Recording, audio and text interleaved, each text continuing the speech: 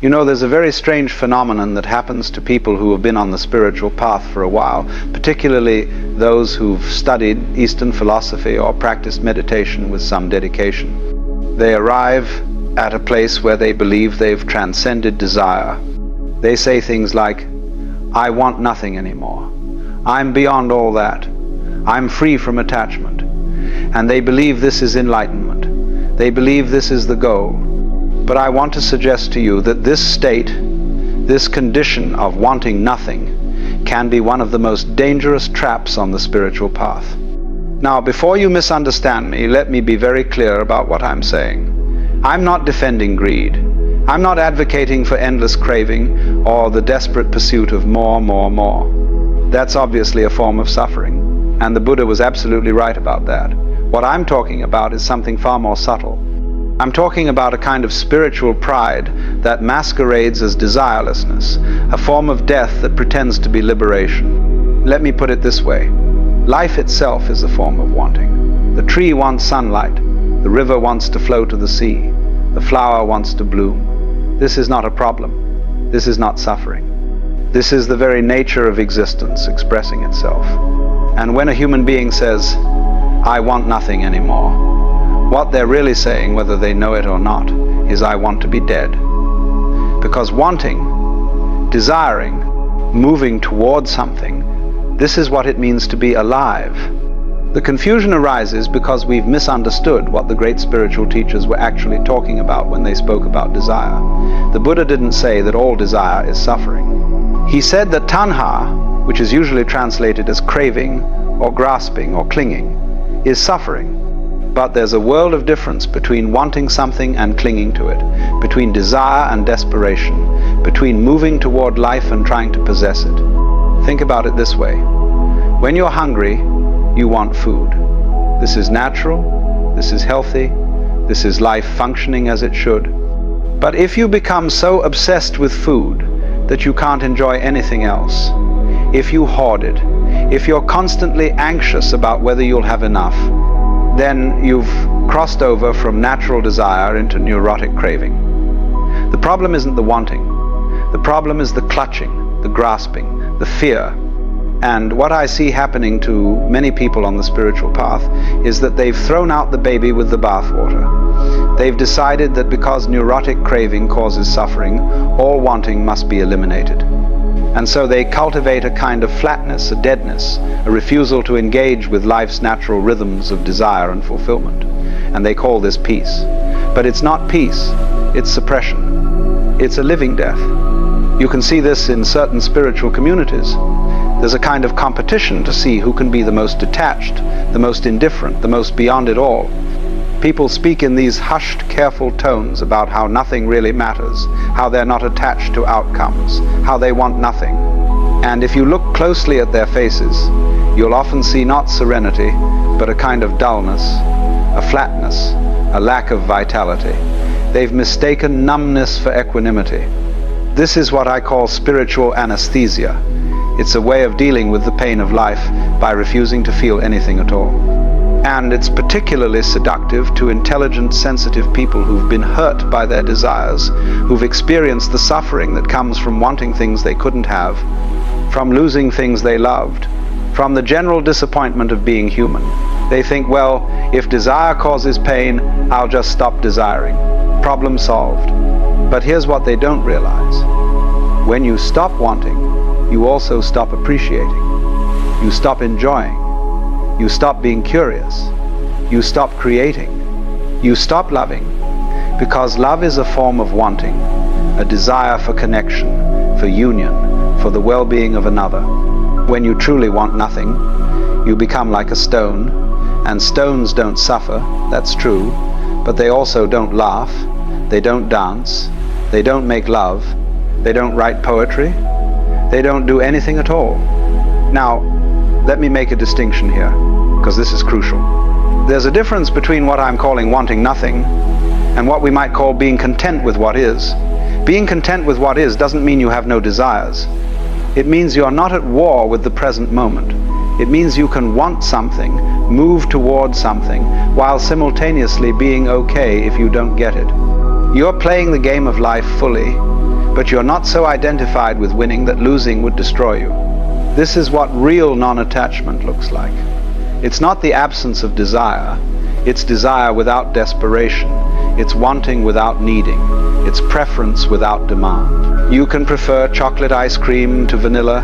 You can want to take a walk in the sunshine. You can desire a meaningful conversation with a friend. And none of this is attachment in the neurotic sense. It only becomes neurotic when you start saying, I must have this, or I cannot be happy. I must avoid that, or I will be destroyed. The truly free person isn't someone who wants nothing. The truly free person is someone who can want anything without being enslaved by that wanting. They can pursue goals without being devastated by failure. They can love deeply without being destroyed by loss. They can enjoy pleasures without being dependent on them. They're fully engaged with life, fully passionate, fully alive, but they're not clinging. They're dancing, not grasping. Let me give you a practical example.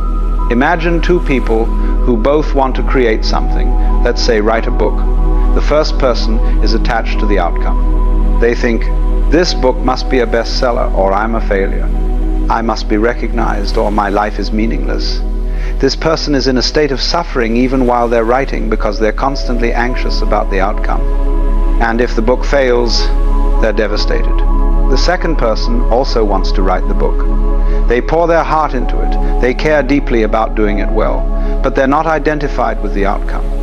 They think, I'm going to do the best I can, and then I'll let it go into the world and see what happens. This person enjoys the process of writing. They're engaged, they're passionate, they have strong desires about what they want to create, but they're not clinging to a particular result. And if the book fails, they're disappointed, sure, but they're not destroyed. They can simply write another one. Can you see the difference? Both people have desires. Both people want something, but one is trapped by their wanting and the other is freed by it. The difference isn't in the presence or absence of desire. It's in the relationship to desire, the way they hold it. And this brings me to another danger of wanting nothing. When you cultivate a state of desirelessness, when you train yourself to want nothing, you often become passive. You stop participating in life. You become a spectator rather than a player. And while there's certainly value in being able to watch life without always needing to control it, if you only watch, if you never participate, you're missing the whole point. Life wants to express itself through you. The universe wants to experience itself through your particular form, your particular perspective. And that expression requires desire. It requires wanting. The artist wants to create. The lover wants to connect. The explorer wants to discover. The teacher wants to share. These are all forms of desire, and they're all expressions of life's fundamental impulse to manifest, to express, to become. When you say, I want nothing, you're essentially telling life, no thank you, I'll sit this one out. And while there may be moments when sitting it out is appropriate, when rest and stillness are needed, if that becomes your permanent state, you've stopped being a conduit for life's creative energy. You've become a blockage rather than a channel. I've met people like this. They've been meditating for years, reading spiritual books, attending retreats, and they're very calm, very centered, very peaceful in a certain way. But there's nothing happening through them. They're not creating anything, not contributing anything, not engaging with the world in any meaningful way. They've become so good at being still that they've forgotten how to move, and they think this is enlightenment, but really it's just stagnation dressed up in spiritual language. Now, here's where it gets really interesting. The people who are most alive, most vital, most fully expressing the energy of existence are often people who have very strong desires. Not neurotic cravings, but powerful, life-affirming wants. They want to build something, create something, discover something, share something. They're passionate. They're engaged. They care deeply about things. And yes, because they care, they sometimes suffer. When things don't work out, they feel it. When they lose something they love, they grieve. But this is not a problem. This is not something that needs to be fixed. This is the full catastrophe of being human, as Zorba the Greek called it. And it's far richer, far more interesting, far more alive than the alternative of feeling nothing at all. You see, the goal isn't to not feel. The goal is to feel everything and not be destroyed by it. The goal is to want things and not be enslaved by those wants. The goal is to care deeply and still be free. This is the real meaning of non-attachment. Not detachment, not indifference, not wanting nothing, but wanting everything while clinging to nothing. Let me tell you about another danger of wanting nothing. It's very subtle, but very important. When you cultivate a state of desirelessness, you often lose your discrimination, your ability to make distinctions about what's valuable and what isn't. Because the moment you say something is valuable, you're expressing a preference, a desire for that thing over something else.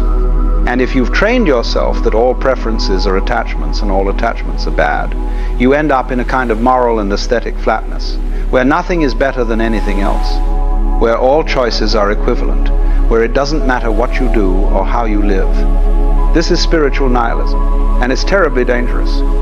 Because if nothing matters, if all desires are equally meaningless, then why not just sit in a cave and wait to die? Why create anything? Why help anyone? Why engage with life at all? You end up with this passive, disconnected existence that serves no one, least of all yourself.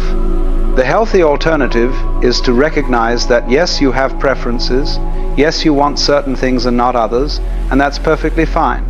You can want beauty over ugliness, kindness over cruelty, truth over lies, without being attached in the neurotic sense. You're not saying the universe must conform to my preferences, or I cannot be at peace. You're just saying, given a choice, I move toward what I find valuable, what I find meaningful, what brings more life and less death into the world. This is what it means to have values, to have ethics, to have aesthetics. And all of these things require wanting. They require caring about some things more than others. And that's not a spiritual failing.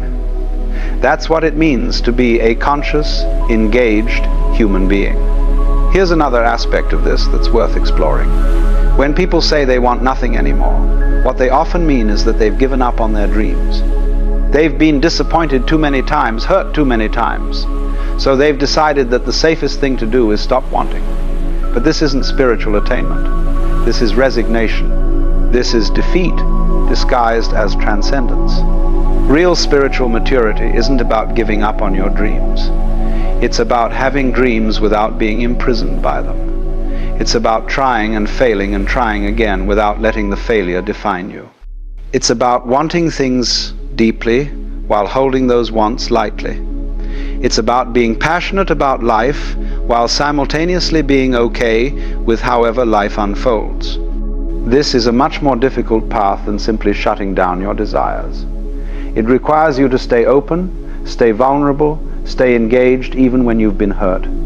It requires you to keep wanting, keep dreaming, keep reaching out toward life, even when life has disappointed you. But this is the path of aliveness, the path of genuine freedom. Let me also address something that often gets confused in spiritual circles. There's a difference between wanting nothing and needing nothing. Needing nothing is actually a very mature state.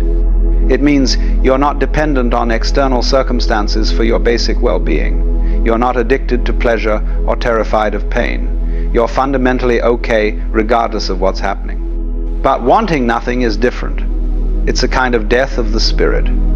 Because as long as you're alive, there will be wants. Your body wants food and water and rest.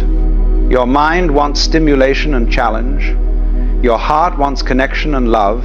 Your soul, if we can use that word, wants meaning and purpose and expression. These are not problems to be solved. These are the basic facts of being a living being. The spiritual path isn't about eliminating these wants. It's about transforming your relationship to them. It's about learning to want without clinging, to desire without demanding, to prefer without insisting. This is a much more subtle and sophisticated kind of freedom than the crude wanting nothing that many people mistake for enlightenment. And here's the final point I want to make about the danger of wanting nothing. When you shut down your desires, you also shut down your intuition, your inner guidance, your sense of direction. Because your wants, your genuine wants, not your neurotic cravings, but your deep, authentic desires, these are how life communicates with you. They're how you know which direction to move, what to create, who to connect with, how to express your unique gift to the world. When you train yourself to ignore these signals, to override these impulses, to want nothing, you lose your compass. You lose your sense of purpose and direction. You become like a ship with no rudder, just drifting wherever the current takes you. And while there's something to be said for going with the flow, a ship is meant to sail, to have a destination, to move with intention even while remaining flexible about the route. Your desires, your authentic desires, are your navigation system. They're telling you what matters to you, what you value, where your energy wants to flow. And when you shut them down in the name of spiritual detachment, you're essentially cutting yourself off from your own inner wisdom. So, what's the alternative? How do you work with desire in a healthy way? The key is in the quality of your wanting. Ask yourself, am I wanting this from a place of lack or from a place of fullness? Am I wanting this because I think it will complete me, or because it's a natural expression of who I am?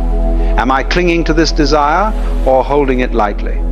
Healthy desire feels expansive. It feels like life moving through you, like energy wanting to express itself. Unhealthy craving feels contracting. It feels like desperation, like emptiness trying to fill itself, like fear pretending to be aspiration. Learn to distinguish between these two, and you'll find that you don't need to eliminate desire. You just need to transform it, refine it, purify it. The enlightened person isn't someone who wants nothing. The enlightened person is someone who wants everything and nothing at the same time. They engage fully with life. They have preferences and desires and passions, but they're not enslaved by them. They play the game with total commitment while knowing it's just a game. They dance with absolute abandon while never losing the awareness that they're dancing. This is the real freedom, not the death of desire, but the liberation of desire from fear, from grasping, from the desperate need for life to be other than it is. This is what the great teachers were pointing to all along, though their message has often been misunderstood by people who thought the goal was to feel nothing, want nothing, be nothing. The goal is not to become nothing. The goal is to become everything, to embrace the full spectrum of human experience, desires and all, while remaining free in the midst of it. This is the real miracle, the real transformation, the real enlightenment.